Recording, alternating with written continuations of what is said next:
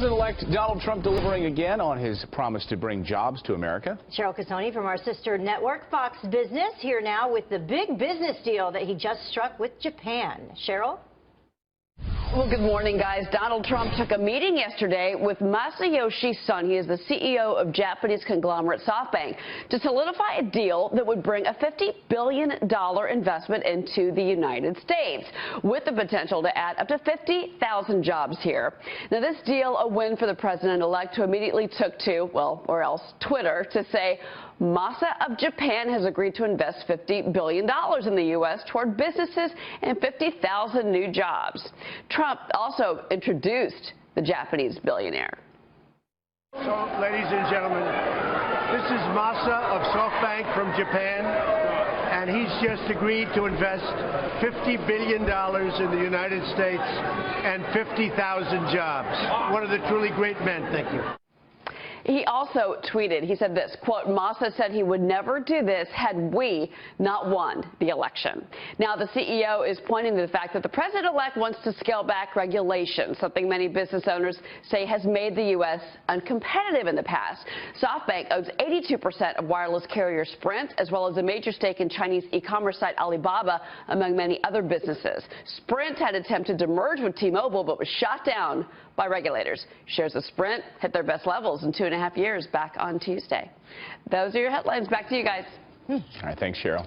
President-elect Trump adding another notch to his past year. Earlier today, Time magazine named him Person of the Year. Mr. Trump called it a great honor. The magazine said it was a pretty straightforward decision for them. Then talked about his search for a Secretary of State, Mr. Trump did. He says Mitt Romney is still under active consideration. And the expanding search has nothing to do with the recent past these two men share together. It's not about revenge. It's about what's good for the country. And I'm able to put this stuff behind us. And I hit him very hard also, you know, which is very nice that the press doesn't cover that. I'm very happy about that, actually. Chief National Correspondent Ed Henry is live outside Trump Hotel in Washington, D.C. on Pennsylvania Ave. Ed, good morning to you. It appears they continue to move forward quickly. What is your sense about what you're hearing? Yeah, well, look, the president-elect himself today said he'll have more announcements today and tomorrow on other non-Secretary of State jobs. Remember, you still have Veterans Affairs, a big job, obviously, to try to fix that, all of the problems there. The Department of Homeland Security, keeping this nation safe. So there's a whole bunch he still has to do, and he says he's moving quickly on that. On top of Secretary of State, he said likely next week. You mentioned Mitt Romney still alive, despite these reports suggesting, well, maybe he's tilting towards General Petraeus or Ambassador John Bolton. So that is still very much up for grabs. And then, by the way, in terms of outreach, Mayor Rahm Emanuel of Chicago, another Democrat, coming in this very hour to meet with Donald Trump in New York at Trump Tower. Remember, Al Gore, the former vice president, was there a couple of days ago, so maybe surprising Democrats that he's doing all this outreach. And I think the other point to make is when you look at these picks coming fast and furious, think about what the New York Times said 1 week in. They said the transition was in disarray and that he was behind schedule, basically, and things were falling apart.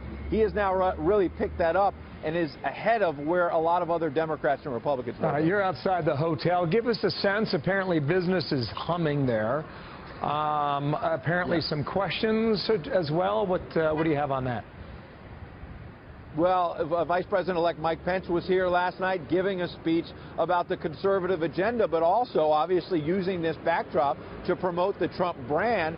The government of Bahrain is having a reception here tonight, and there's been a lot of chatter here in Washington that foreign diplomats are snapping up hotel rooms, conference rooms to hold big events here, money that will go into the pockets, obviously, of the Trump organization. Critics are saying this is a conflict of interest, though, as you know, the president-elect has been insisting he's pulling back from the family business. What? That is one of the frames for this, is that, and we're seeing it with others, that they are saying that, of course, we'll stay at the Trump Hotel. We're going to go see the president, and when we see the president, we want to say, you have a wonderful hotel there. So he's really profiting from this, and it really creates real conflicts of interest and real appearance of conflict of interest. I think what Ivanka is trying to say, who cares? Who cares? This is big league stuff. This is our country. Our country is going bad. we're going to save our country. I don't care about hotel occupancy. It's peanuts compared to what we're doing. The president-elect suggesting there his focus is on governing, and let's not forget, he has already signaled that on December 15th he'll have a news conference to suggest he's pulling back officially and turning the business over to his children. Well, we'll see what happens in the parade outside that hotel. Right. Ed, thank you, sir. Ed Henry there in D.C. Martha. The theme now is America First. You watched it play out last night in North Carolina. What was your takeaway? This has been Donald Trump's theme all year long, and this is why he won the White House. You know, we've seen in the past week that he wants these deals, business deals, jobs to stay at home with the carrier deal and the announcement from SoftBank that they're going to invest double the amount of money that they promised before to invest. And Donald Trump has made it very clear that he's going to be working with Congress and Paul Ryan to foster a business-friendly environment within the country so that all businesses can thrive here at home rather than having to go overseas, whether it's through a reduction in the corporate tax rate, tax reform, or repealing Obamacare, which has had an enormous negative effect on job growth in this country over the past 7 years. Let me come back to that whole theme in a moment here. But first, James Mattis, do you think he gets the waiver from Congress? I think he will. Republicans actually last night put the waiver issue into the spending bill that's coming up for a vote at the end of this week. If Democrats want to deny James Mattis his waiver based on that issue, there will be a government shutdown, and it will be their responsibility. So Republicans are pushing the issue. It expedites the issue to make it happen before Donald Trump takes office on January 20th, before he's sworn in. And so I think he'll get the waiver. Outside of Democrats trying to be obstructionist because they're opposed to Trump, there hasn't really been a lot of bipartisan criticism of James Mattis. He has a lot of respect from both Democrats and Republicans for his judgment on the battlefield. Secretary of State, I thought Mr. Trump made some news this morning in that interview on NBC. He said that he will get an announcement next week. And he was asked to take somebody off the list that's been made public. He did not do that, which tells us Mitt Romney is still in the running, as he said. What is your sense about who he decides? You know, it's hard to tell. You know, he had the list of 4. He expanded that list to 10. John Bolton is still in the running. Rudy Giuliani is still in the running. Mitt Romney, who has been roundly criticized by Trump advisors publicly, is still in the running, according to Donald Trump, who wouldn't take it off the table. General Petraeus would add to the general list. There's been a little bit of pushback on that. Joe Manchin is an interesting choice, considering he's a Democrat from West Virginia, Democratic senator. Democrats have to figure out what to do with that seat should he be chosen for the job. So this is clearly a position that Donald Trump thinks is very important in a representation of the United States around the world. And based on his America First mantra, he wants to make sure he has the right person to do that job. What was curious about part of his answer, I thought, Katie, was that he said, you know, Mitt and I have come a long way, basically. Yeah. Well, he's looking for that comfort zone. Well, and the thing is when they got together, there was a lot of criticism of, well, Mitt Romney said horrible things about Donald Trump. But the bottom line is that they were willing to put aside their differences, their egos, and really come together about what they can do for the betterment of the country. Whether they were able to reconcile all of their viewpoints, whether it's on Russia or other issues, so that Romney gets the position, is another story. As we just saw, there's a lot of people in line for the job, and I'm sure Donald Trump will make the best decision that he thinks to represent his Make America Great Again slogan all around the world. You commute between Washington and New York City. We know what's going on in this town. Yeah. Give us a sense of Washington when you tick off a list of things to do. Tax reform, Obamacare, infrastructure. A lot of promises out there. Well, how is that now being received? Well, considering Republicans are running the Senate and the House at this point, a lot of those promises can be, fulfilled. It's more difficult when there's a split government to make that happen. But there's always a danger in over-promising, as President Obama did in his first term. So Donald Trump doesn't seem to be worried about that, but it seems like they're ready to get things done. Their Obamacare repeal is on the table as soon as the new Congress and as soon as Donald Trump is sworn in. They're ready to get things rolling in D.C. for the first time in a while. I believe we're in the process of putting together one of the all-time great cabinets that has ever been assembled in our nation's history. We have some great people going to be named over the next couple of days, too. But to accomplish our goals, we must reject the failed approaches of the past. We must move past the tired conventional thinking of Washington, D.C.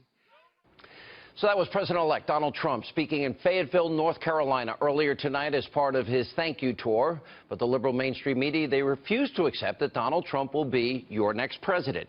Now to take a look at one of the so-called news networks, look how they're treating your president-elect. This was a white lash. This was a white lash against a changing country. It was a white lash against a black president in part. I want to recognize a lot of our viewers at home. This is frightening to them, and I think we should acknowledge that. This may feel to a lot of our viewers at home like a national emergency. Why? Because Steve Bannon has been described as someone who has been described as a white supremacist, as someone who is an anti-Semite. Inflammatory words about Islam from Donald Trump's choice to be his White House National Security Advisor. This hour, hateful groups emboldened by Donald Trump's election. Online opinions moving offline. He did talk unity at his big rally in Cincinnati. The problem was, you know, he kind of dissed Hillary Clinton. The crowd chanted, "Lock her up." The crowd was mostly white. Still with us, Donald Trump's former campaign manager, Corey Lewandowski, and joining us now, former Obama economic advisor, Austin Goolsbee. You know, Corey, I've gone over these numbers a lot with Austin over the years. 13 million more Americans on food stamps, 8 million more in poverty since Obama's president, the lowest labor participation rate since the 70s, the worst home ownership rate in 51 years. Let's go to Donald Trump from earlier today, and let's look at him announcing the deal with SoftBank. $50 billion investment, 50,000 jobs. Watch this. So, ladies and gentlemen, this is Masa of SoftBank from Japan, and he's just agreed to invest $50 billion in the United States and 50,000 jobs. And he's one of the great men of industry, so I just want to thank you very much. Thank you. Thank you very much. So, Austin, I'll ask you, President Obama said, well, what's he going to do with Carrier? Wave his magic wand? How's he going to get all these companies to invest? Well, it appears that his magic wand is called a telephone, and he picks up the phone, and he got the deal done that Obama couldn't get done. Is that a good thing or a bad thing, Austin, that we have 1,100 safe Carrier jobs, $50 billion invested? Well, no, Carrier is a different case. This SoftBank will look at it. This looks pretty good to me. I think pretty that's good? a good. $50 billion is pretty good? Yeah, 50. I just think pretty that's a good win. Now, I would highlight that Obama's added more than 15 million jobs since 2010, so he better step up his game as president to try to match that. But I think this was a good win for him. Yeah, I know. And that's, Corey, that's exactly why Pennsylvania, Wisconsin, Michigan, and Ohio were easy wins for Donald Trump, or relatively easy. That's why the majority of America voted against him. But it's but fine. he didn't campaign in New York, New Jersey, and California because we don't have a system based on the popular vote. Corey. I didn't say we did. I didn't say we did. No, look, Sean, Donald Trump has been the president-elect of this country for just over 4 weeks. He saved 1,000 jobs in the state of Indiana, which means 1,000, not only those direct 1,000 jobs, but 1,100, but all the extra jobs that go along with that, which means a great Christmas, which you can say again, Merry Christmas, because Donald Trump is now the president. You can say it again. It's okay to say. It's not a pejorative word anymore. The other thing is, $50 billion and 50,000 jobs in the first 4 weeks. We continue down this path. We're going to have to have an increase in immigration to fill up all these jobs, and we're going to have too many in our own country. Actually, that would be fewer jobs than Barack Obama has been adding for the last 6 years. Austin, with all due respect, you are the only American that gives him good grades on the economy. But he's gone in, what, less than 60 days? He's done. And the Obama era, thankfully, is over. And we'll survive, and we'll clean up his mess. Do you have a problem with a 10% repatriation rate for trillions of dollars for multinational corporations? Do you have a problem with a 15% corporate tax rate? Yeah, because corporations, we know, don't pay taxes. They pass the cost on to consumers, don't they? Well, you're kind of mixing a few things there. On the corporate rate, as you know, what they're actually talking about is cutting corporate taxes by a lot and paying for it by putting a national sales tax equivalent onto consumers. I have some problems with that. The 10% repatriation I didn't see the national rate, sales tax aspect of it. Did you, Corey? They're not calling it a national sales tax, Donald but Trump that's has never the said anything about a national adjustment. They're calling it. Look, I never heard Donald it. Trump has never said anything about a national sales tax, and what he said was No, he's our talking about country a deserves to border be adjustment. competitive. That's good. What he said is our country deserves to be competitive with all the other industrialized countries in the world, and we pay a higher marginal tax rate if you're a business than everybody else does. So let's put our economy on par or better than the others. So let's lower the corporate tax rate to 15% so we can be competitive again. What's wrong with America First? Boy, there's nothing wrong with lowering the corporate tax rate if you pay for it. And we're going to see if he's willing to pay for it. We're going to get lectured on the Economic Council advisor that gave us more debt than 43 presidents before him combined. Cut the deficit in half, Sean. Before him combined. The deficit in half. By the way, Corey, isn't this a much better experience than CNN? You got to admit, it's much better. Well, the good news, look, it's not 8-on-1, which I appreciate. I don't mind the 1-on-1. I'll do that all the time. No, it's actually 2-on-1. It's me and you against him. That's right. I'm not used to these odds. We have a good time over here, Corey. You're going to like it. All right. I want my steak dinner when you get to New York, Mr. Goolsbee. You owe me a steak dinner with wine. I owe you. Yes, you do. Thank you. All right. All I got left on there is for a baked potato, though. You're not getting steak. Corey, welcome back. It's good to see you. And joining us now in an exclusive interview, Donald Trump's former campaign manager, Corey Lewandowski. Corey, good to see you. Hey, thanks for having me, Sean. You know, maybe I'm old-fashioned, yes, sir, no, sir, yes, ma'am, no, ma'am, but, when you ask people to do something for you and they do it, saying thank you is not a bad thing to do, and it seems to be going over very well. The crowds are huge, and he's planning on doing a number of other of these rallies. Look, I think this is so smart, not just going out and seeing the people and reminding them that the power is not in Washington but is out in the States, but saying thank you for the support that they gave Donald Trump in this election. What he said was, we're going to unite everybody. But this speech tonight is really powerful, talking about the military, reminding them that they'll have the tools necessary to continue to be the best fighting force this country and this world has ever seen. And with General Mattis there tonight, I think this is a home run. Yeah, agree. And by the way, great choice. We're going to talk to Colonel North later in the program about Mad Dog Mattis. I know the military is very happy with that.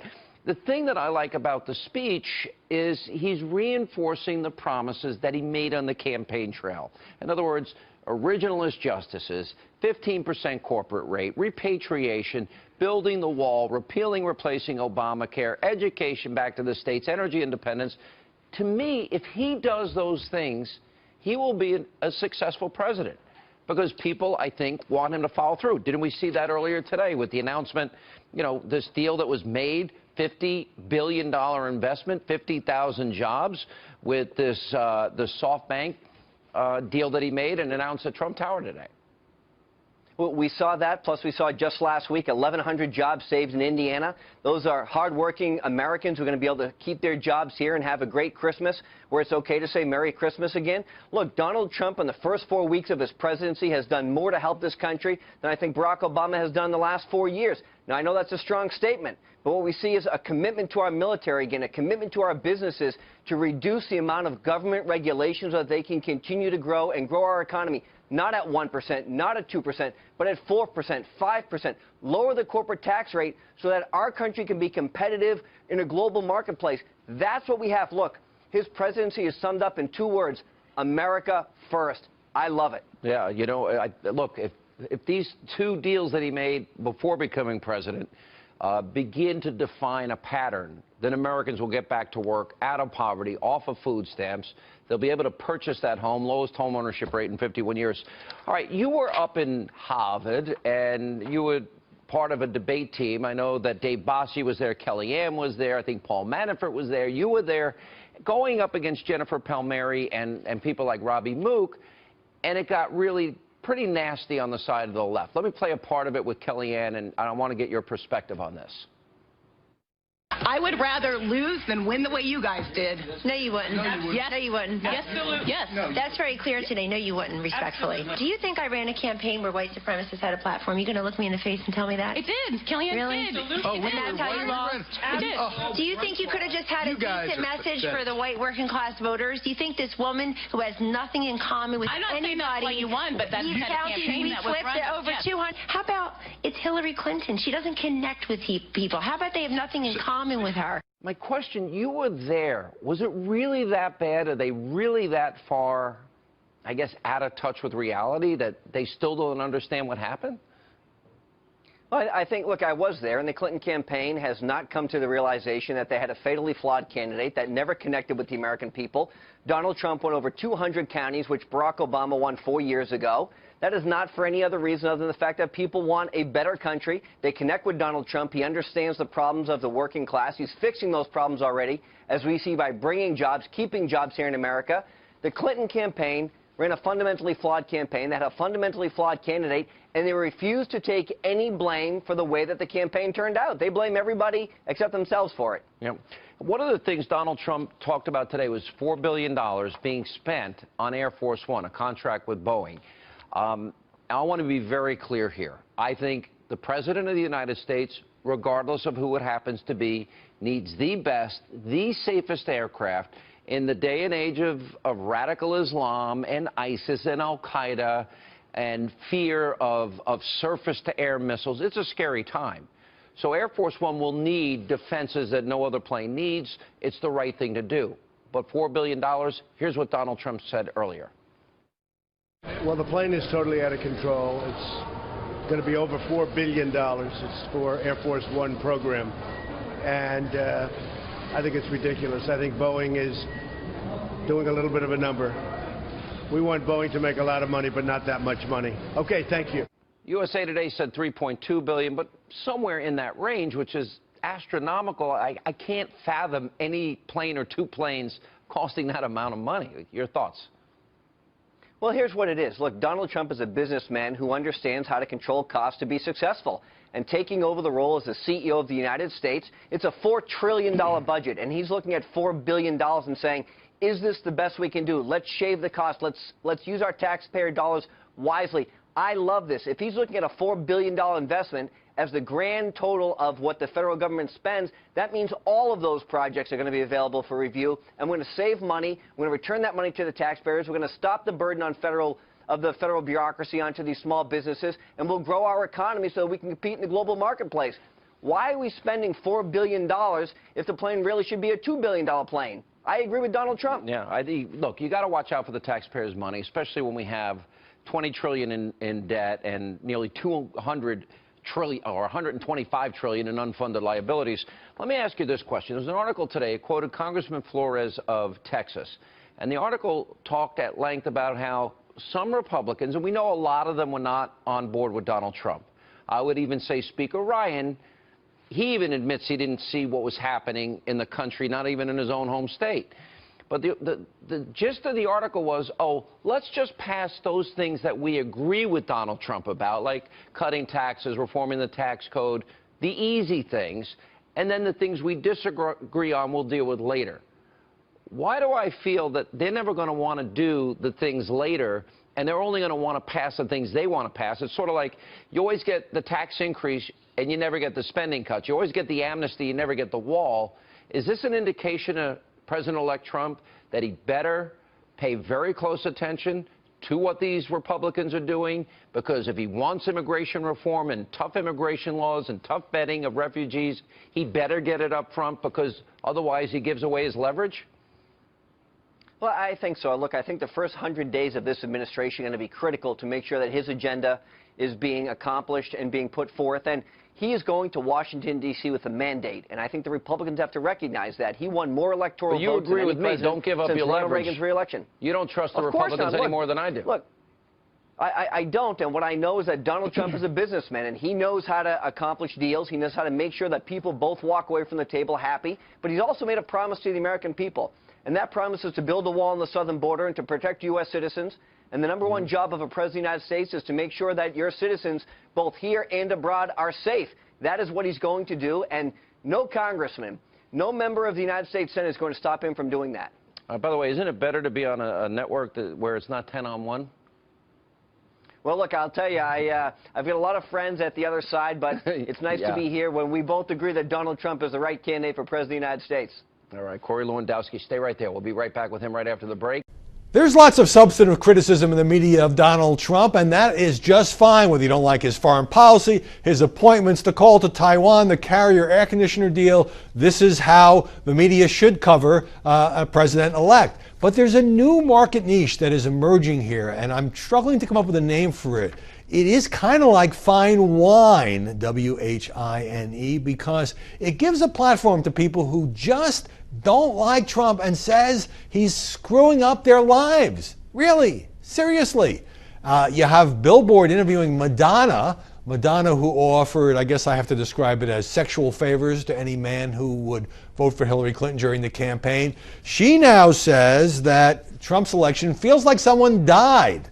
And it feels like death, and it's not a bad dream, and she wakes up and blah, blah, blah. We also have a guy who got space on the New York Times op-ed page, a Republican elector in Texas who says, all right, I may be bound, or at least morally obligated, to vote for the GOP candidate who won my state, but I don't like Donald Trump. I don't think he's fit for office. I don't like his foreign policy. Why is he picking fights with Alec Baldwin? So I'm not going to vote for him. So that's just a stunt. Doesn't affect the outcome of the election. I don't quite see why this guy gets valuable real estate. But the one that absolutely takes the cake, and you know, it reminds me of all the pieces that we have all read during the campaign about couples that were going through therapy because one liked Trump and one liked Clinton and they weren't getting along, or the post-election pieces about Thanksgiving, how to get through a Thanksgiving dinner, even if you have a couple of crazy relatives who voted for Donald Trump. But here's a woman named Stephanie Land, and she gets space in the Washington Post to tell her story. And the story is that she's a single mom, and she was dating, trying to find a partner, and she went through as many as 6 dates in 1 week. And you kind of feel like it's going to end up with, well, her boyfriend didn't like Trump and they broke up. But no, it's even weirder than that. Stephanie Land, who lives in Montana, says there were a couple of guys she was considering as permanent boyfriends. But then, once it was clear that Donald Trump would be president instead of Hillary Clinton, I felt sick to my stomach. I wanted to gather my children in bed with me and cling to them like we would if there were thunder and lightning. That world felt precarious to me. So when she considered the guys she had been dating, she said, well, they're too unfamiliar. I have to rely on my friends. And she told one of these fine gentlemen, I can't. I just can't. And Stephanie Land says, I've lost the desire to attempt the courtship phase. So she is so depressed over the prospect of a Trump president that she can't go out with anybody. Now, if she were telling this story to her friends, fine. But I don't really see how Trump messed up her life. She messed up her life or doesn't want to date anymore because she's so depressed and blah, blah, blah. Why are editors giving a platform to these people? I suppose it gets some clicks and sells some papers and it's entertaining to read. But it just makes me feel like, you know, maybe many people they know are so upset about Trump that they don't know what to say. They can't speak. They've lost their appetite. They feel ill. They can't date. They can't go on. And it's just getting kind of frivolous. And it's getting kind of old.